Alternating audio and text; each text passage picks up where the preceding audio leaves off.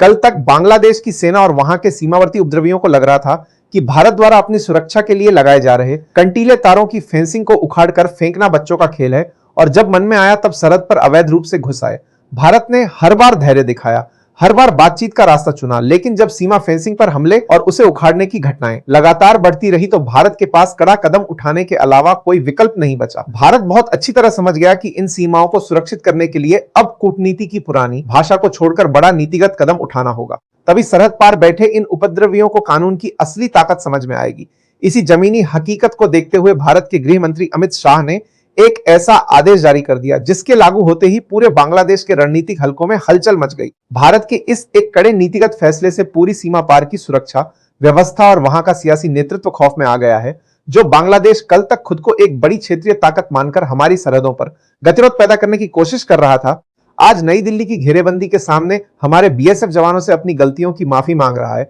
वे कूटनीतिक मंचों पर पुरानी दोस्ती की दुहाई दे रहे हैं ताकि भारत का यह नया रक्षा चक्रव्यूह उन्हें आर्थिक और रणनीतिक मोर्चे पर तबाह होने से बचा ले। भारत का यह फैसला राजनीतिक और आर्थिक रूप से इतना बड़ा था कि इसके प्रभाव से बचने के लिए बांग्लादेश के भीतर संसद सत्र तक बुलाना पड़ गया। स्थिति इतनी गंभीर हो चुकी थी कि वहां के विदेश मंत्री को संसद के पटल पर खड़े होकर बयान देना पड़ा कि इतनी बड़ी सजा मत दो भारत, अब हम सीमा पर लगे कंटीले तारों को कभी नहीं छुएंगे, अब हमसे यह भूल दोबारा नहीं होगी। लेकिन आज का भारत किसी भी प्रकार के वादों या छलावे में आने वाला नहीं है। नई दिल्ली इस बार अपनी राष्ट्रीय सुरक्षा की प्राथमिकताओं को लेकर अड़ी हो चुकी है।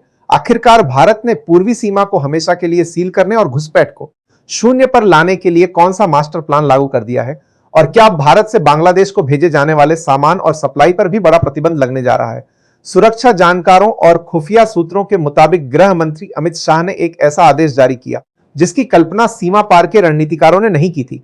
उन्होंने निर्देश दिया कि अब सरहद पर केवल बाड़ नहीं लगाई जाएगी, बल्कि उस बाढ़ के पीछे भारत की संप्रभु शक्ति का वह चक्रव्यूह एक्टिवेट किया जाएगा जो विरोधी अर्थव्यवस्था और उनके पूरे सुरक्षा ढांचे की रीढ़ की हड्डी को तोड़कर रख देगा। हमारे रणनीतिकारों को बहुत अच्छी तरह पता था कि केवल सरहद पर लोहे की बाढ़ लगाने से इन उपद्रवियों के हौसलों को पूरी तरह पस्त नहीं किया जा सकता। इसके लिए उनकी आर्थिक और बुनियादी सप्लाई चेन की नब्ज को पकड़ना जरूरी था। बांग्लादेश की अर्थव्यवस्था की कई महत्वपूर्ण नसें भारत से जुड़ी हुई हैं। ऊर्जा सहयोग से लेकर व्यापारिक सप्लाई चेन तक भारत की भूमिका वहां महत्वपूर्ण मानी जाती है। सीमा पार मौजूद अनेक उद्योग, मैन्युफैक्चरिंग यूनिट्स और उत्पादन केंद्रों को चलाने के लिए आवश्यक कच्चा माल, मशीनरी, पेट्रोलियम उत्पाद, कपास और अन्य औद्योगिक संसाधनों का बड़ा हिस्सा भारत से पहुंचता है। इतना ही नहीं, बांग्लादेश अपनी बिजली जरूरतों का भी एक महत्वपूर्ण हिस्सा भारत से आयात करता है। गृह मंत्री अमित शाह ने निर्देश दिया है कि बांग्लादेश को भारत से जाने वाली जरूरी सप्लाई और बिजली पर पंसा पेट्रो एक्स्ट्रा टैक्स तुरंत प्रभाव से बढ़ा दिया गया है। जैसे ही दिल्ली से इस फैसले की खबर बांग्लादेश पहुंची, वहां की अर्थव्यवस्था ताश के पत्तों की तरह ढहने लगी। 25% एक्स्ट्रा टैक्स लगने की वजह से कंपनियों के लिए कच्चा माल खरीदना मुश्किल हो गया है और कपड़ा मिलें बंद होने की कगार पर आ गई हैं। अमित शाह का रुख इस बार बिल्कुल स्पष्ट है। उन्होंने संदेश दे दिया है कि भारत की राष्ट्रीय सुरक्षा और सीमाओं के साथ कोई समझौता नहीं होगा।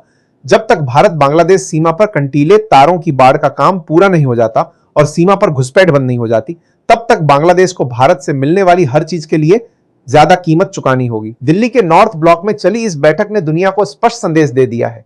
भारत की यह नई रणनीति साफ करती है कि हम किसी भी देश के साथ तनाव नहीं चाहते, लेकिन जब बात भारत माता की सुरक्षा, हमारी अखंडता और हमारी संप्रभु सरहदों की रक्षा की आएगी तो आज का भारत किसी भी दबाव के सामने झुकने वाला नहीं है। जिन दुर्गम नदी इलाकों और दलदली जमीनों पर पारंपरिक लोहे के खंभे गाड़ना और तारबंदी करना असंभव माना जाता था, वहां भारत अपनी स्वदेशी तकनीक से निर्मित लेजर वॉल्स लगा रहा है।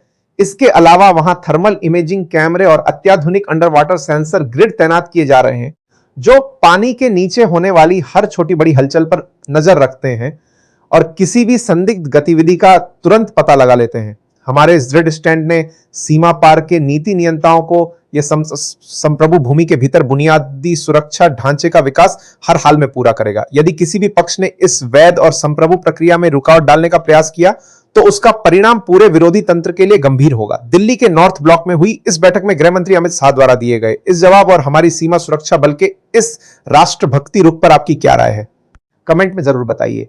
अगर आपको यह जानकारी महत्वपूर्ण लगी हो तो इस वीडियो को लाइक करें और ज्यादा से ज्यादा शेयर करें। मैं मिलता हूं आपसे अगली बड़ी रिपोर्ट में। तब तक के लिए खुश रहिए, सुरक्षित रहिए और गर्व से कहते रहिए, जय हिंद, जय भारत।